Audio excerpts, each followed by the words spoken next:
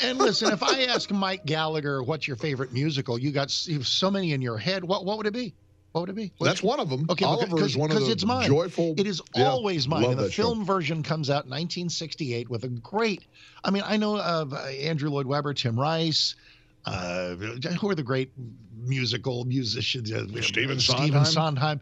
Lionel Bart is the guy behind Oliver, and you got that, and the catalyst here. The great Ron Moody is Fagin in the movie, and he was born 101 years ago today. Wow. It's his birthday. Lived a long life all the way to 2015. Wow. But good food, glorious food. Where is love? Consider yourself.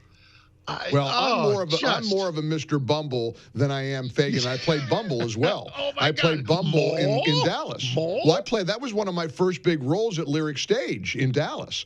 And the joke was I can't do accents. And so the director, Cheryl Denson, who's one of the great theater directors in the country, she's wonderful. She's magnificent. And she would roll her eyes every time because I had to do an English accent. In fact, I was up for a part in My Fair Lady at Lyric Stage, and I know the reason I didn't get the part because I'm getting married in the morning. That great role. Well, I didn't get the role because I can't do an English accent. So but you have to as Mr. Bumble. Yeah, please, sir. I want some more. With his long, thin, winding stairway without any banister, which will throw him down and feed him on cockroaches. You can do it. You ought to be on stage. We ought to do a production. You and I ought to do the producers. I'll be Max Bialystock. You'll be Leo Bloom. We'll do Springtime for Hitler at the Majestic Theater. You would be great. You would actually be great on. Have you ever done a production on stage like that? A couple of plays. I was in Calamity Jane when I was in 9th grade. There you go. Which is another great work of musical theater. But boys, okay. Speaking of theater, and you also picked at the scab a little bit about my London trip. You know they're doing a production of Oliver right now on the West End, and front row seat Mike couldn't get any tickets. I tried. I couldn't get seats. Didn't you throw down any, do you know who I am cred? Well, they didn't even have any. They didn't even have any like scalper tickets that I couldn't get into that theater. So it's the a big hot secondary ticket market right now. Didn't even, because we know you will shell out if you want something badly enough. I'd have shelled out for Oliver because I love that show. Love me some Oliver. All right, speaking of theater, is it real life or is it political theater? As Trump goes out and says, "Let's do Greenland, let's do Canada, let's do the." How much of that is real? My take is does he mean it literally? I don't think so, but it's designed to make a point. Let me just hand you the baton and see what you think. Let me just ask you and our audience if you are fully capable of recognizing the golden era that we are now in. We are back. Yep. We are back. And of course, you rinse, repeat. He holds a press conference. The mainstream media, their hair catches on fire. They flip out. Oh, we're going to use military force to conquer Greenland. We're not going to conquer Greenland. We're not going to. He wants good things to happen. But, I watched every word and carried a lot of it on my show because a lot of it aired when I was on yesterday. And I just watched every word of it, and I thought, this is why he's the people's president. Take, for example, him railing against the water regulations and restrictions that the Biden administration has come up with. I mean, Biden, in an 11th-hour effort, is trying to ban gas water heaters. Now, Trump went on, he did this funny riff about how, the difference between a gas heater and electric. When it's electric, you're itchy. You're itch. And when a gas heater, it's nice and warm. But he relates to people that way. And then he talked about the water regulations. Now, all these restrictions with all of this crap that the federal government has imposed upon us, Trump is like, you know what? Get the water. Get as much water as you want. Water comes from the sky. We have water. We have the resources. And then he started talking about how all the dishwashers and all of the toilets, they all have all these water restrictions. Where they don't do the job. They don't get things clean. They don't get the job. So you know what Trump said? You know what people do with the dishwasher with the little drip of water in there? Run it 7 times. They run it 7 times, so you're using more water anyway. Yep. And that's the kind of common sense, everyman perspective that Trump brings to the table that makes him so wildly popular with Americans. And these elitists that are so goofy. I mean, the poll came out the other day, 5%, you and I talked about it yesterday, 5% of Americans think that January 6, 2021 was a significant event. 5%. I mean, and look, he's going to look at clemency and pardon for a whole bunch of those folks. As well he should. And as well he should, Mark. So, I don't know. No, we're not going to invade Greenland. Although, did you see that Don Jr. and our Charlie Kirk went running off to Greenland yesterday? Did you see him in the cockpit of the plane? Yes. Shooting video out of Trump Force One as they lift off from Greenland, and he pivots it around, and there's Don Jr. going, hey, great visit, and there's flipping Charlie Kirk sitting right next to him. I got a word to, I got a beef, I got a bone to pick with Charlie. Why didn't I get to go? I'd have loved to go to Greenland. They got seats in that thing. Well, there's a lot of seats on that plane. Charlie, of course, just renewed his deal with Salem Media Group. We're thrilled to continue to with that young man. And Salem, some behind the curtain, some inside baseball news. Brad Parscale has been named Salem's chief strategy officer. Sweet. Now, Brad, you remember him. He was the Trump digital World.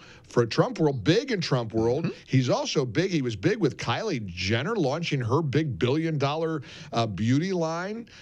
He helped, I know Candace Owens is a controversial figure, but he helped launch her into the stratosphere with her digital presence. And so Brad Parscale, who's really one of the best digital marketing and online strategy folks in the world, he's joining Salem as our chief strategy officer. So we got big things. They know the dog to follow. They know what's going on. Monday, Chris DeGaulle starts before you and me. He replaces Hugh. Hugh moves into afternoons. Seb Gorka goes to the White House. Did you see that CBS News did a hit piece on Seb Gorka last night? What'd they do? Yep. They just drudged up old stuff. He had a falling out the first time he was in the Trump administration, and it was with John Kelly. So make no mistake, and enough said, right? Yeah, exactly. I mean, what more do you need to know? And so Kelly didn't like the Seb Gorkas and the Bannons of the world, and he was trying to be Mr. Military and kick everybody out. That was the whole backstory. I mean, Seb has told me about it on and off the air many times. And Kelly was a troublemaker from day one. He went in with his own agenda, his own priorities. He thought he could leave his stamp on Trump world, and the people who thought that learned otherwise really quickly. And Seb knew it, and Kelly knew that Seb knew it, and that's I truly believe that Seb is right. That's why he got pushed out. Well, CBS did this whole hit piece. Oh, Seb Gorka, he was pushed out the first time. And here's the great news about this: he doesn't need Senate confirmation for the position he's going to be in. He is in a very important role in counterterrorism. Yeah, and a key figure in combating and even recommending strikes and all kinds of and he'll have access to all kinds of sensitive. It's going to be the highest ranking people in that world, in that sphere of counterterrorism in the country. And so we're so proud of Sebastian. Awesome. But there's CBS doing what CBS does, media doing what the media does. And but it's changing, Mark. It's changing. Did you see McDonald's is throwing out their DEI initiatives? They're done. You bet. They're done. Trump effect. Hashtag Trump effect. Meta, Mark Zuckerberg saying we're stopping with the stupid biased fact checkers. We're going to have community notes, let people weigh in, more free speech. And he called it in his video yesterday. He said, we may, as with many human systems and so many things, there are going to be mistakes. These were not mistakes. It was 1,000% intentional. They did it for ideological reasons. They got caught. They got torched. To their credit, they learned the lesson from that and are now improving their behavior. That's good, but it was not a mistake. Do not let them get away with it. No, it wasn't. There was no accident. No. And look, but we are back to this theme of a golden era. Axios this week over at Mike Allen's site. Republicans this year will control the legislative process in nearly twice the number of states as Democrats. Well. The GOP is dominating the states. I mean, 24 states for the Republicans to the Democrats 15. And the process is split in 10 others. Look, people have had it. They're just fed up. They're fed up with. I talked to an old friend of mine. I reconnected with a buddy of mine that I haven't talked to in 30 years. Ooh.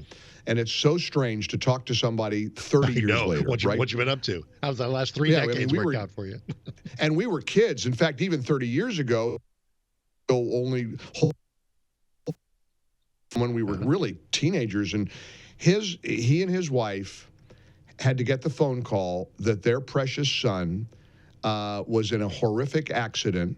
An illegal immigrant pulled out in front of their son on a motorcycle, and he ultimately died of those injuries. And he said it's got to stop. He said she's still driving a car, she's still living where they lived.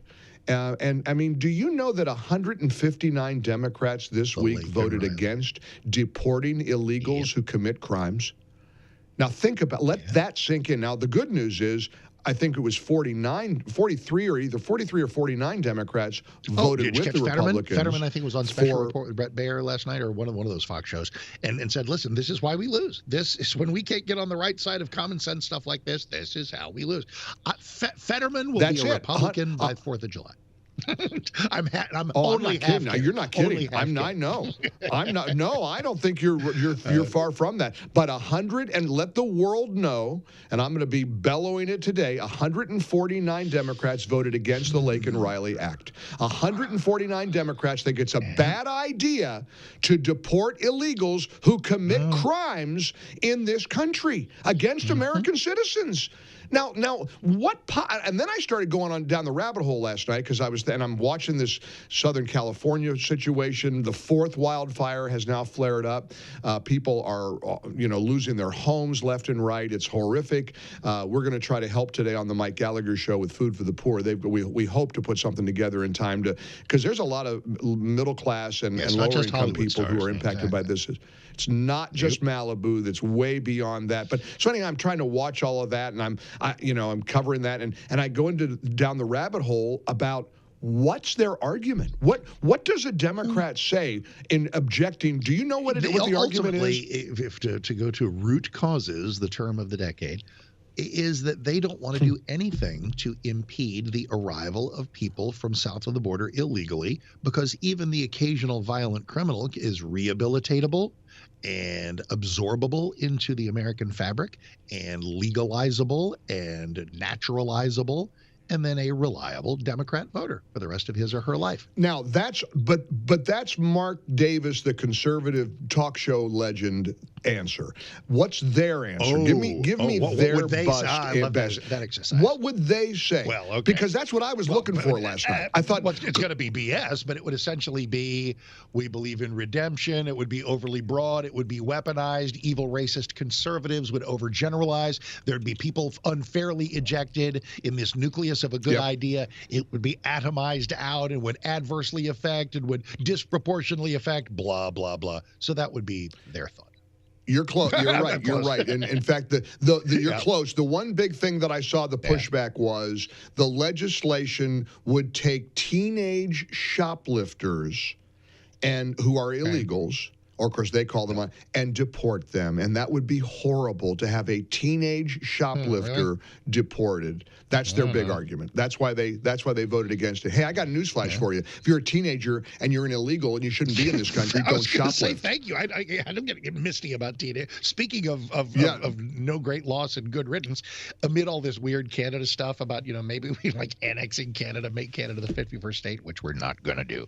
Some Canadian reaction was interesting, and there was some Canadian parliamentary official of some sort, I don't know what they have up there, who said, well, what would you think if we just took California, Oregon, and Washington State? And I thought, I saw that. Don't threaten me with a good time. I'm only half kidding. Take them.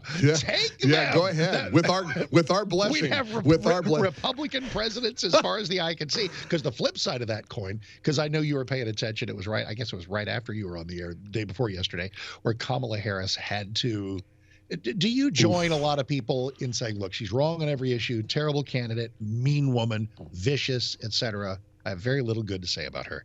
But she did step into the strike zone, take one for the team, and show up to lord over her own defeat. So, sorry. Okay, you're a bigger man than I am. I didn't say I was doing it. I was asking if you. I enjoyed it way too much. I kind of did too. And there was the moment at which the Texas electoral vote was announced, and 40 4-0 electoral votes went to Trump and J.D. Vance, which I think was the technical moment that got us to 270 in that litany of with states. Texas. Yep. And it just, listen, you hear it a lot down here, and just never, ever, ever forget, if we lose Texas, we will never elect a Republican president again. You flip, it's an 80-vote swing. If you lose our 40, and everybody's, oh, Texas is going to turn blue. And thank God that's just not happening. But we got to make sure we stay steadfast about that. Well, we've got to stay on it. And as a texter from Dallas just pointed out, take a gander at the cover of my favorite newspaper in America today, the New York Post. Big, bold headline, The Don Roe Doctrine. And it's got a picture of Trump with a big pointy thing on the map. Canada is crossed out, and it says his vision of the hemisphere. Yep. Canada is crossed out, 51st state. Greenland is crossed out. It says not Greenland, our land. Yep. Gulf of Mexico is crossed out to Gulf of America. He said that too, by the way. Gulf of America, and the Panama Canal is crossed out. Now it's the Panamaga Canal. Tremendous. I mean, the times they are changing. The times they are changing. I'm enjoying it. We're ready for you. Get ready for the inauguration, and we'll be in D.C. broadcasting from our nation's capital, covering the 47th president's inaugural proceedings. All right, happy Wednesday, my friend. We're ready. Mike Gallagher today, as soon as we're done at 10 on 660 AM The Answer.